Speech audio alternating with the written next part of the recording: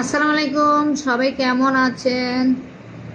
প্রতিদিন মোবাইলটা খুলতে না খুলতে স্বামী স্ত্রীকে মেরে ফেলে, স্ত্রী স্বামীকে মেরে ফেলে, ছেলে মেয়ে ফেলে চলে যায়। আসলে এগুলা কি কি চলছে আমাদের দেশে? বাবা মা ছেলে মেয়েদেরকে মেরে ফেলে, ছেলেরা বাবা মাকে মেরে ফেলে।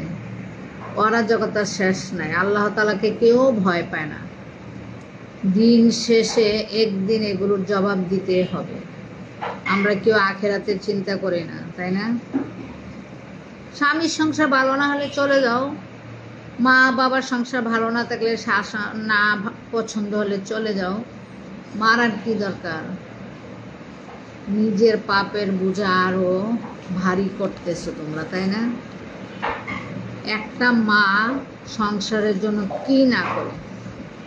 মা পারলে সংসারটা ধ্বংস করতে পারে, আবার মা পারলে সংসারটা উন্নত করতে পারে। আমাদের দেশে কিছু কিছু ছেলেরাও দেখা যায়, মেয়েরাও দেখা যায় বাবা মার প্রতি খুব হয়ে থাকে, ওদের ভালো খারাপ শাসনের জন্য। এটার জন্য তো খারাপ হলে বাবা মা দায়ী, তাই না? আর সে বাবা মাকে ছেলেমেয়েরা মেরে ফেলে, টুকরো করে। কিভাবে পারে একটা সন্তান বাবা মাকে টুকরো করতে পারে? কিভাবে পারে স্বামী তার স্ত্রীকে টুকরো করতে পারে? কিভাবে স্ত্রী তার স্বামীকে টুকরো করে কেটে দিতে পারে, তাই না? এগুলো জীবন, এগুলা কখনো কোনো দিন আখেরাতে গিয়েও শান্তি পাবে না। আমরা সবাই আখেরাতে চিন্তা করব, জান্নাতে চিন্তা করব। সবাই ভালো থাকবেন।